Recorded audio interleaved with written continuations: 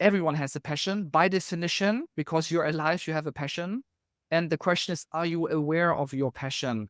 If you become aware of it, it can become your greatest weapon, your greatest opportunity, your greatest gift in order to change and impact the planet in a way that is so beautiful that you will become not just a millionaire in terms of wealth, let's say, but you will have a life-changing impact on people. Money will follow in the 7, 8, 9, 10 figures, whatever that is. Find your passion is not out there, it's inside you. And with that, you can ultimately crush it like many others have. But you have to become aware, develop yourself, and go on that journey. And entrepreneurship is the right track to unlock all of that.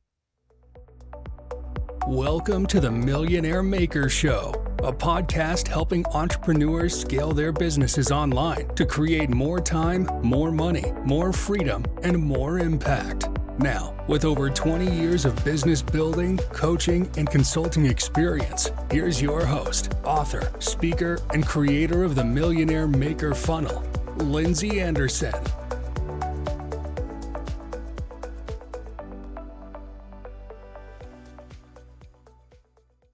Hey everybody, welcome to this episode of the Millionaire Maker Show. I am your host, Lindsey Anderson, and I'm so excited for today's guest, Mr. Matt Bellmann. Now, many of you have probably heard of the software Matt was the founder and CEO of. That is Passion.io, a very powerful platform that will allow you to build a community, share your courses, and really make money online as a content creator. Now, Matt started out as an instructor on Udemy. He hated Udemy, so he moved to Teachable. He hated that, and that is where the real first version of the Passion.io project came from. Matt has vast experience working with creators one-on-one and has cracked the 7-figure mark and has built software to become scalable and cracked the 8-figure mark with Passion.io. During this interview, he is candid about the struggles he's had building Passion.io. He gives us a roadmap on how to monetize your expertise as a content creator and more. It was a real pleasure to interview Matt on the Millionaire Maker Show, and I'm so excited to hop into that interview. But before we get to that, I want to make sure that you head over to lindseyAnderson.live and get signed up for my upcoming masterclass, the September Sales Surge. During this action-packed masterclass, I'll be sharing with you my 4-week action plan for record sales this fall. Come to the masterclass and leave with my step-by-step blueprint that will help you build your audience, nail your sales system, and close more clients now and into the fall. Time is of the essence. You have about 4 weeks here in order to get your systems ready to hit September. Once Labor Day hits, people are ready to invest and buy high-ticket services. And so you want to prepare now, and that's exactly what the September Sales Surge Masterclass is all about. Head over to lindseyAnderson.live and get signed up for that masterclass. Now, let's hop into my interview with Mr. Matt Bellmann. Hey everybody, welcome to this very special episode of the Millionaire Maker Show. I'm so excited for today's guest, Mr. Matt Bellmann. Now, you may know him, you may have heard of him. He is the creator of Passion.io, a very successful app where you can go and build your own online app and provide courses and those kind of things for your online business. I'm so excited to have Matt on. Matt, welcome to the show. So excited to have you here. Lindsey, stoked to be here. Matt, my first question for you is, I've heard that you have traveled to over 100 countries. Is that correct? That is correct, yes. There was actually one trip which, in this trip over 6 weeks, I was able to get through a lot of countries. But in general, yeah, it's more than 100 countries. That's pretty impressive, including a car trip. Yeah, exactly. That was an exact trip. So what we did is, it was a charity race to actually go from Munich, Germany, all the way to Ulaanbaatar, which is the capital of Mongolia. And that took us through 26 countries, 10,000 miles. It was 6 weeks, day and night driving. We were, in our team, 3. And there was always someone driving, someone was doing shotgun, and someone was sleeping in the back. And then we were rotating every few hours. And it took us through Iran, it took us through Ukraine, it took us through countries that are even not known, like Transnistria, which is the black hole of Europe, known for maybe Transnistrian wine, which is outside of Transnistria, classified as toxic. So Wow, it, that's why it's the black hole of Europe. That's really interesting. yeah, it's part of Europe and no one really talks about it. But yeah, that was a fun trip. And ultimately what we did is in Mongolia, it's really cold there, especially like 10 out of 12 months is really cold. And with the funds that we raised, we actually helped to create like, what is it? Like a house where kids can sleep during the winter, because in Mongolia, it's so cold that people, and especially also kids, some have to sleep in a storage system because there it's warmer than outside. With the funds, they were able to build some houses where then the kids can actually stay overnight. And yeah, and that was a really, I would say, life-changing trip back then. It was in 2011. Sounds like that. Sounds like it. Thank you so much for sharing a little bit about that, Matt. Now, you've built a really successful piece of software. Can you explain how that came to be? It all started with my own frustration at Udemy. Actually, I became one of the big instructors on Udemy with more than 50,000 students under my belt. And back then, I had people from India and Pakistan cloning my courses and reselling them at lower price points. And then also Udemy was offering discounts every other week. And anyone that bought something for more than $5 essentially made a mistake, because you just have to wait for the discount to come, and then everything was always on discounts. Even though I had 50,000 plus students, the money that I made was almost zero to none.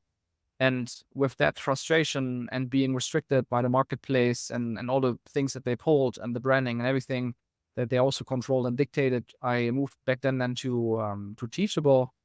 And then there I was building again a course, but then at the same time, I was on my phone all the time with journaling. I used Day One. For workouts, I used Freeletics. For meditation, I used Headspace. And I was like using for chat, right, WhatsApp and Messenger. I was all the time on my phone, and yet I was building a course on a computer. And then I read that only 4% of most courses on average, it's the standard I ever completed. So essentially stuff for the drawer, which was the same experience I had at Udemy, where I myself bought courses that I never really consumed. Back then it was like, if everyone is on the phone, like the world is moving to the phone, phones and applications are built for repeat usage. They're on the screen, on the home screen of people, accessible with one touch. Why am I building a course on the web? That doesn't make any sense. So then we started almost as an agency where we work with the first creators on a one-on-one basis. We flew them in and did everything for them. And we did a profit share back then, 50-50. So went all in on operational cost, the flight cost, the bookings, the team, and all of that. I did the post-production, the marketing, and then we launched. And the first launch was, I think, a 30K launch with the yoga creator. And then we had another launch where we made 200K or 188, something like that, in the course of 6 weeks. And then we went pretty quickly into 7 figures. And then we saw, hey, that's really working. And then the demand increased, and we thought, okay, there's so many people, but we only have so limited resources. If we do all the operations with them, we're so restricted by it. What if we actually create a software out of this, which is self-serve and becomes much more scalable, so that anyone out there can actually do it and benefit from it? And then also the 50-50 profit share, actually they keep almost all of the revenue, and we can unlock the next level, the next wave of how to actually share information and educate others, which is through applications. And that's why we essentially pioneered the market. Similar to when Tinder entered the dating market, where it was bloody and crowded, and eHarmony and Match and Meetic, they had all their apps, but then Tinder came with mobile first features, and all of a sudden it took the market by storm. So that's what happened. And then we scaled up from 0 to 500,000, 2 million, 7 million, 10 million, and beyond. Huge congratulations. What would you say has been your biggest obstacle in scaling to such a big audience? I think the biggest challenge has been churn. And the reason is, what does it mean? So if 100 people sign up, then after 1 year, not 100 people are still there, because some people are just leaving. Why is that? Because creators almost are like, they're individual business owners. And that means they behave almost like consumers. They're like entrepreneurs, and not everyone is successful, right? Because in the nature of entrepreneurs, most of them are failing when they're starting out. So you have a natural churn where people are not successful. And the thing is, if you put in, I don't know, 1,000 customers in per month on top, but you at some point when you grow further, at some point you have 1,000 people leaving every Right. month, right? Right. And then it evens out, and you have a ton of people coming and going, and you're like at a glass ceiling. So the only thing how to change that then is to reduce churn. That's also called logo churn. That means more people stay at the end of the year. And second, to actually expand on the ones that stay. So what does that mean? That means that if you make $100 in the beginning, then you would actually, with the ones that remain, you would make more dollars down the road.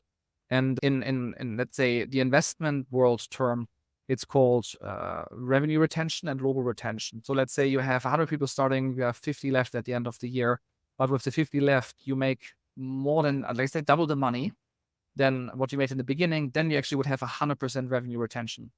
And that all of a sudden allows you then to actually scale even with big churn.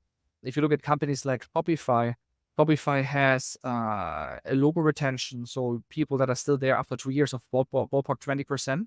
So that means 80 people of 100 started leave over the course of the first 2 years. But then the ones that stay, because it's e-commerce, right, where you have big transactions and people have then shops up and running, they make millions there.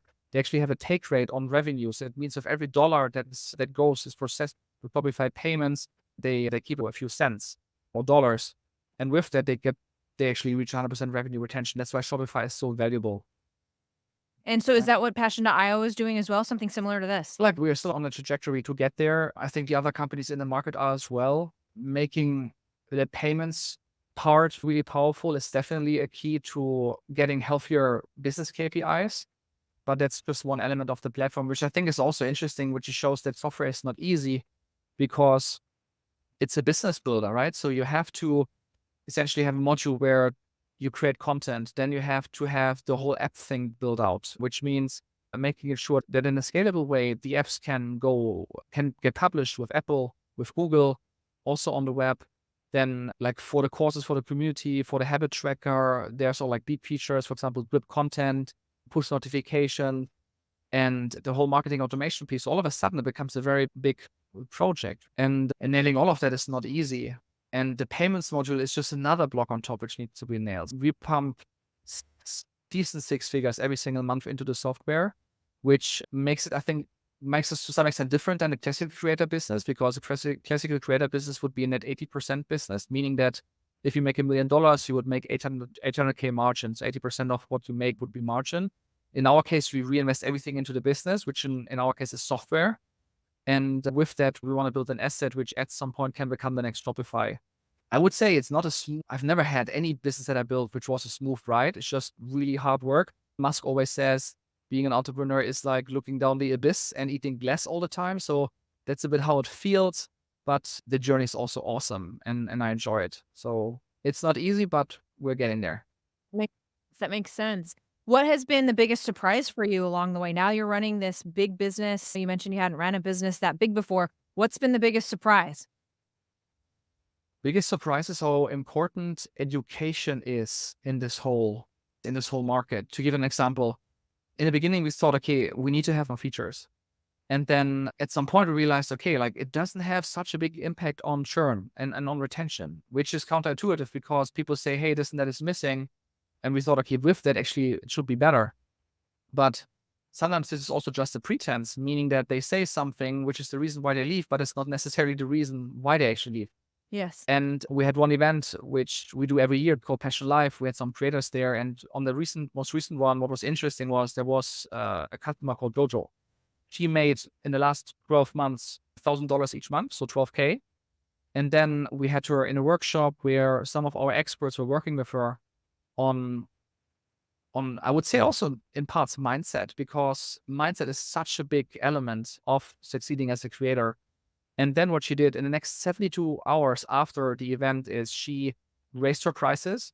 She went into outreach conversations, did the reps, so spoke to enough people and made 12K in the next 72 hours. So the whole revenue that she has done in the whole year before, she made in just 3 days after the workshop.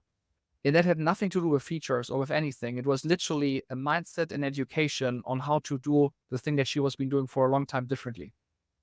So some key things I want to actually bring up there is, and tell me if I'm right or wrong here, is if you ran a survey and you're like reading the survey, but you're finding that the survey didn't necessarily line up with what reality was, because then when you actually literally go and talk to your end user, you get so much more valuable information about what is really missing and how you can help other users of the system.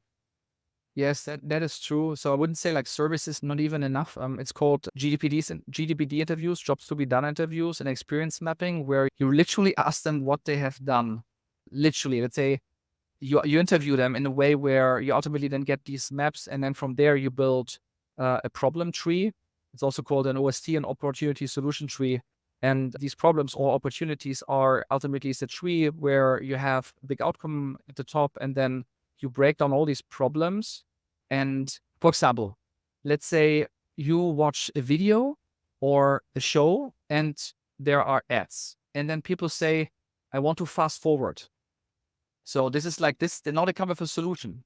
And you're like, okay, they want to fast forward. So let's add some feature that they can fast forward. But what the problem actually is, if you understand that deeper, is they want to skip the ads. They're not by the ads in the video. So with that understanding, you have then like this really big tree. You try to understand the problems and focus on the problems. You stay in the problem space for a very long time. And only then, when you really have clear what the problems really are, only then you go into solution mode and you try to do tests on what would really solve that problem. Which, for example, in this YouTube or in this video, in this ad case could be, hey, let's do a premium subscription to go ad free, which then allows people to actually not even have ads and you can make more money with it, which is what YouTube has done, for example. Okay.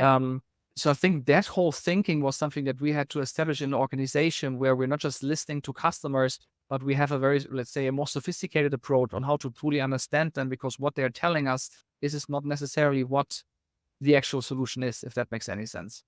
Yeah, it does. And because what the big takeaway is, and I experience this when I deal with my clients as well, which is you always have to understand your customer's problem. Like a lot of people make assumptions about that they know, or I've been in their situation, I know what they're thinking. But it sounds like you have a really structured approach for taking out all of your assumptions or the leadership's assumptions from Passion.io and really just getting it from the customer and knowing what those problems are, and then strategically trying to come up with a solution to solve that problem. 'Cause Yeah, it's all about problems. It's all about problems. exactly. And to just give an example, you cannot just ask them, hey, what's your problem? Because they quite often, especially in the creator economy, they quite often don't know. They think they have that problem, but is it really the problem? So you have to literally ask them what they have done literally in order to. This is like this very interesting example where I think it was Netflix who tried to decide if they should do live or live shows on the main screen. So if you log into Netflix, you have all of a sudden live content, like a football game or something like that. And they could have just asked, hey, what do you think if you show live content, right? Is that something that you're interested in? Because you cannot find anything, so just watch this live thing.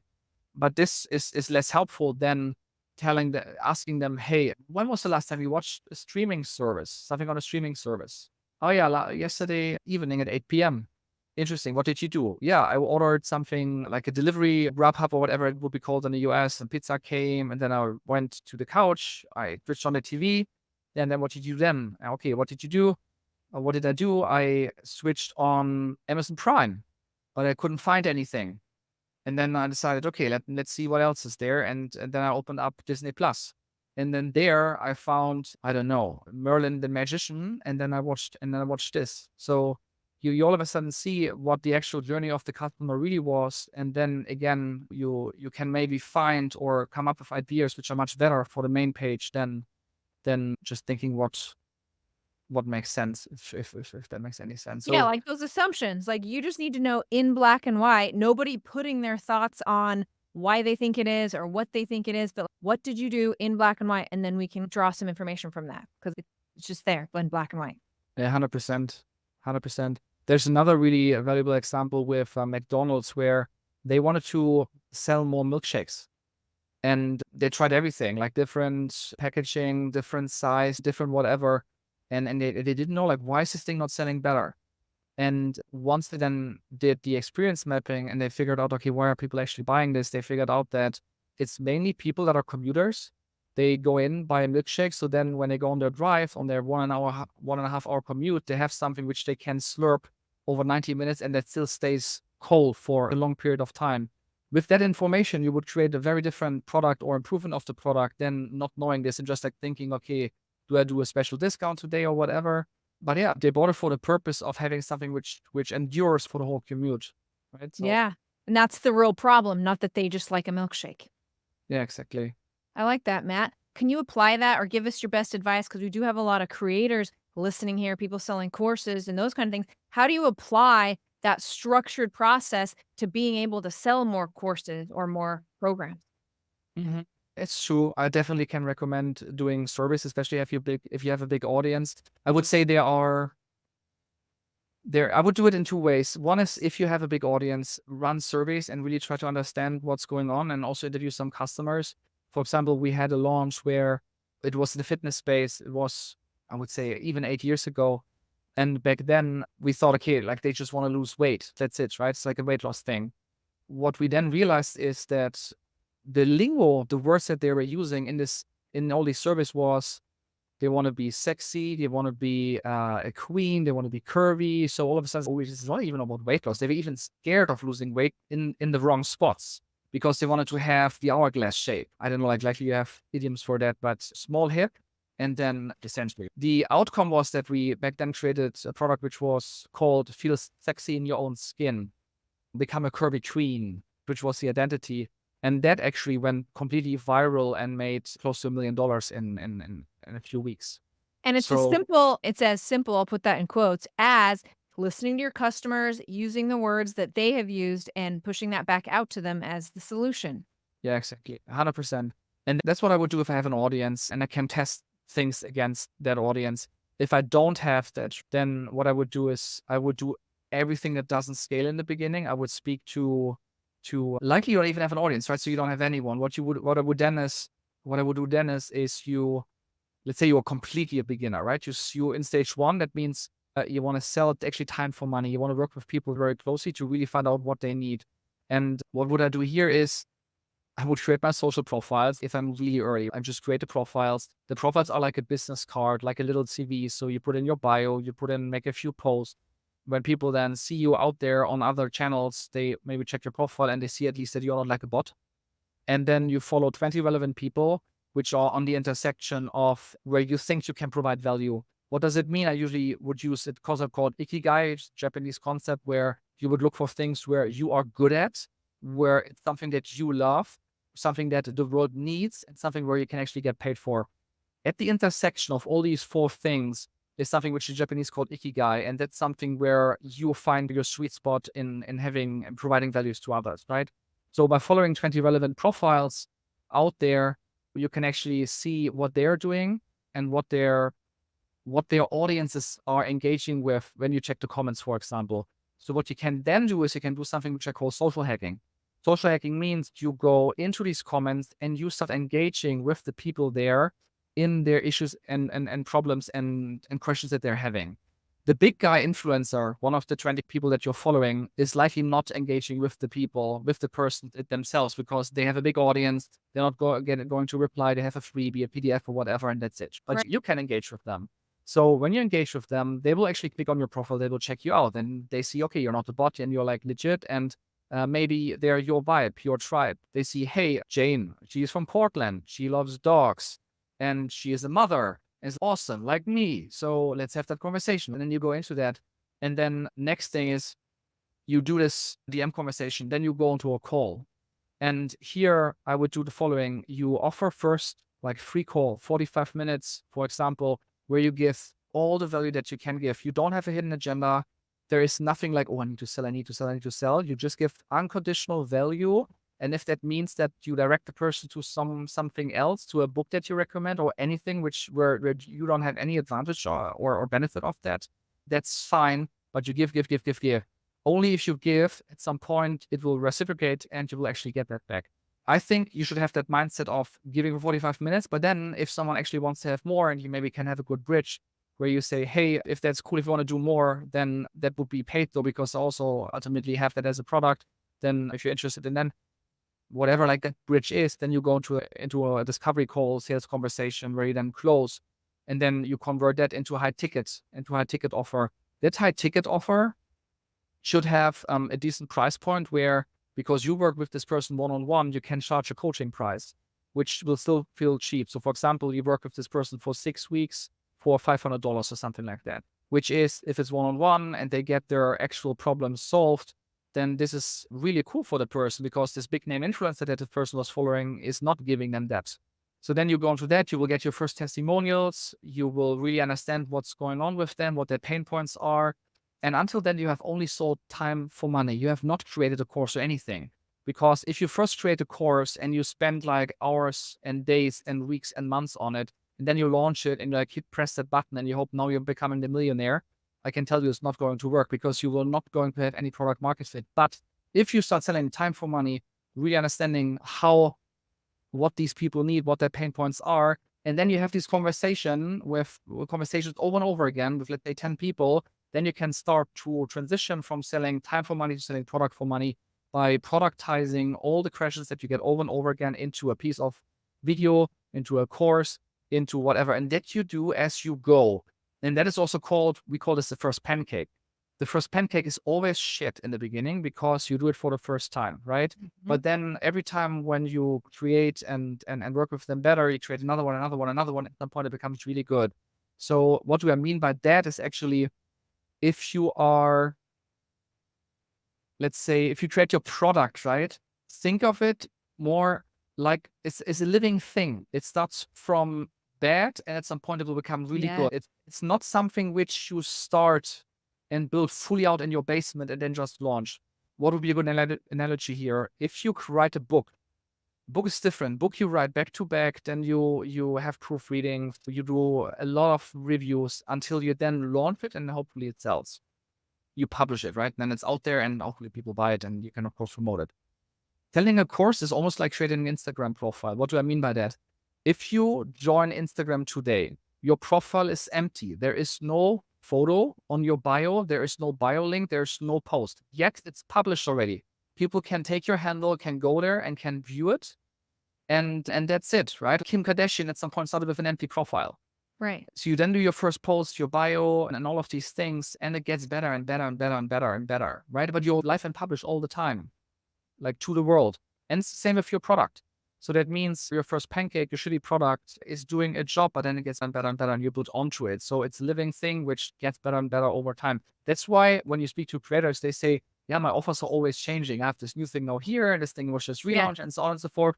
It's always in the works and gets bigger and better. So that's the second stage. You go from selling time for money to selling for product for money. You have done your first product, your first pancake.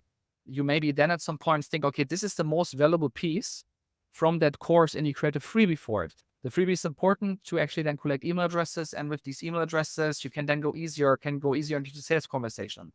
And then you should do your posts, right? Your bio and your profile still looks shitty. You then do 100 posts.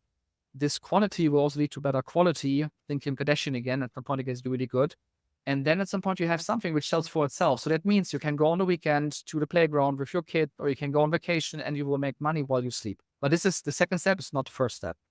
And then third stage is, and this is now how you take it from, let's say, the 10K, the 50K a month to up to the millions, is you build out that full offer stack. You have that freebie. You also have that higher ticket offer. You have a $7 tripwire low ticket offer. You have mid ticket offers. And you have on the high ticket side, it can go up to 30,000, 60,000, 80,000, 150,000 per client per seat, even up to $1 million per seat. Think Tony Robbins charges $1 million if you want to work with him. You can do that one-on-one. It's just $1 million. And then if you would say you still sell your time on the high ticket side, and let's say it's 30K per seat, you only need 3 people in order to make already 100K on that. And then on top, you have your digital products on the mid ticket and on the low ticket. And then you can scale up to $1 million. So that's how I would do it. That's the second way, where you don't have an audience. You're like really starting out. The steps that I would do to get from 0 to Matt, 1. you really just laid out exactly how to build a business from step 1. You have no customers, all the way up through selling $1 million offer like Tony Robbins. That's exactly what we talk about here. I feel like a lot of people want to skip that first step and get right to, I want to sell this product and wake up to millions of dollars in my bank account. But there's just so much that they have to do before that. And I think it goes back to the previous part of our conversation with, you have to be working with those clients one-on-one to actually hear their problems, hear how you can help, hear what those pain points are, so then you can actually productize the whole thing so it will work instead of just guessing I'm going to throw this course out there and cross my fingers that I've got it right, because it never is, as you said. 100%. Yes. And we have launched multiple 7 and 8-figure things ourselves, right? From courses to software. And then also recently I've interviewed more than $200 million creators, people that make $1 million or more with social media. And all of that gave me really good insights, which I want to share to bring more transparency into the market, where everyone out there can just see how are they doing it? How are they creating products? How are they getting customers? How will they scale the business further? What was the biggest mistake? What was the best decision? What's the backstory? Why did they start the business? What made them start? And what was like all these insights into that? And what are the price points that they're selling? And what tools are they using? And all of these things. So yeah, if that's of any interest, milliondollarcreators.club. That's where you find the information. And for the tools, it's passion.io. And we also have there good education, like the Expert Unleashed Challenge. It's a bootcamp, 3 days to make your first 4 figures. And then Expert Growth takes you up to 10K a month. And then the Creator MBA takes you to 100K and beyond. Wonderful. Thank you, Matt. You mentioned earlier in the interview about competition. Passion.io has competition. We have AI really ramping up and coming on the scene. Can you share with us your thoughts on that? What's the future here? Mm-hmm. Yeah, that's really interesting, especially with AI, right? AI is definitely something which came all of a sudden, but like still everyone right now today in the AI is in the beginner space. So like they use a little bit of prompting here and there. We, for example, created something which is the Creator GPT, where we put all the information that we ever learned in our years of business from all the creator interviews that we have done. We pumped everything into this Creator GPT, and on milliondollarcreators.club, you have a link there. You can actually ask this GPT a question, and then it tells you what the most successful creators will do. And you on the back of that gives you a very clear plan on whatever problem you have. So I think AI is a companion to help you make better decisions right now is, I think, a good use for AI. And then of course to create content outline for your course. And like these are the basics, like you know these yourself. What I also liked really is that AI empowers more and more tools. So what you really only need out there right now is Canva and CapCut, essentially, as a creator, where you build your stills, your image, and all of these things with Canva. And AI is deeply integrated in there. Remove background is an AI feature.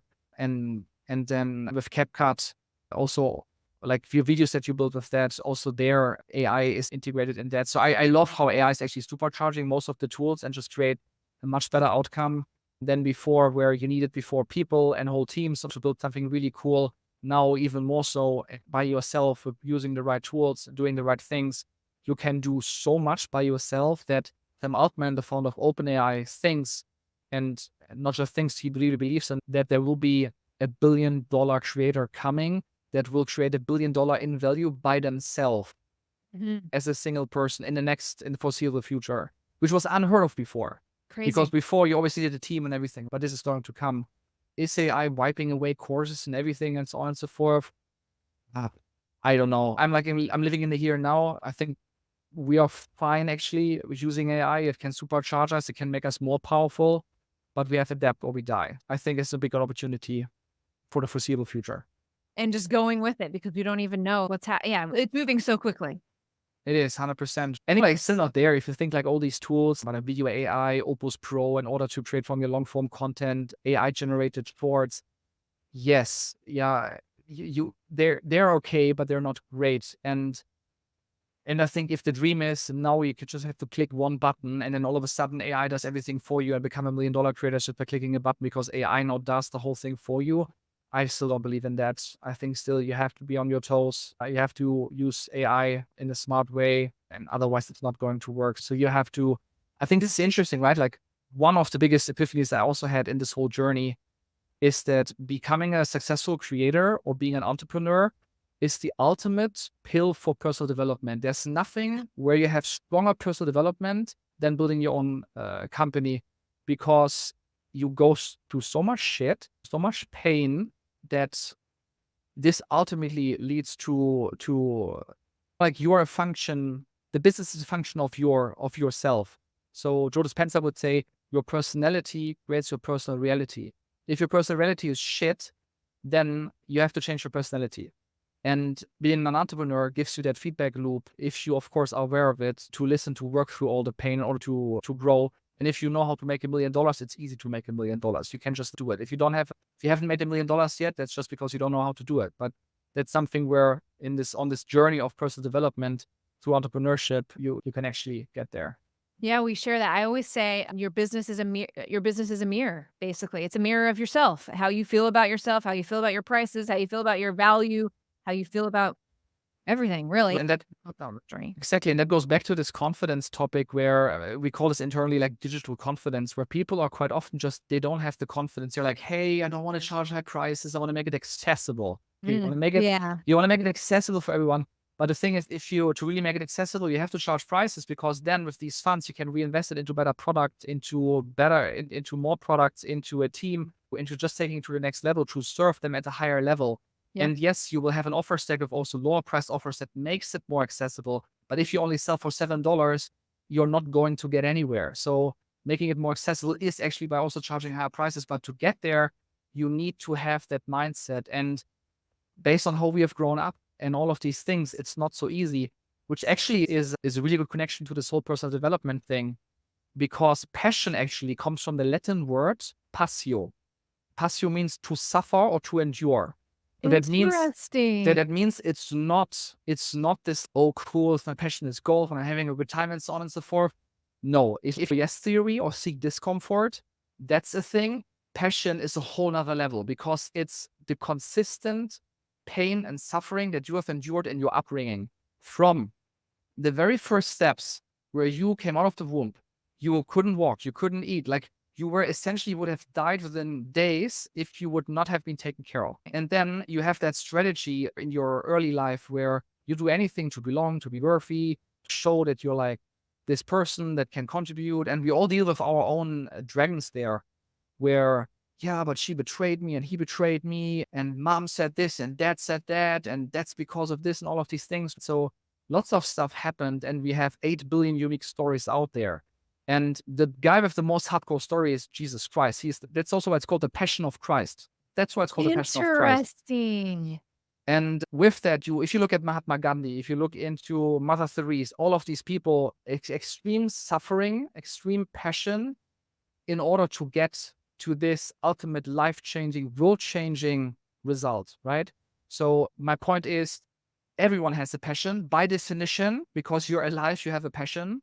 And the question is, are you aware of your passion? And your passion can be the biggest fucking victim thing that holds you back, because she said and got betrayed back then. That's why I cannot do it. That's why I want to make it accessible for people. And that's why I'm here, like socially, I just want to give, but I cannot take, whatever it is, right?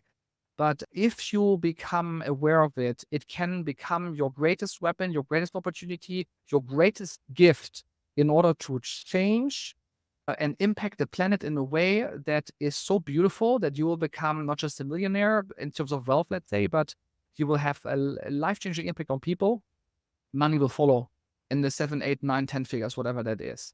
Find your passion is not out there, it's inside you. And with that, you can ultimately crush it like many others have. But you have to become aware, develop yourself, and go on that journey. And entrepreneurship is the right track to unlock all of that. Wow, said. What a great way to end this interview, Matt. Thank you so much for sharing all of that. I appreciate that.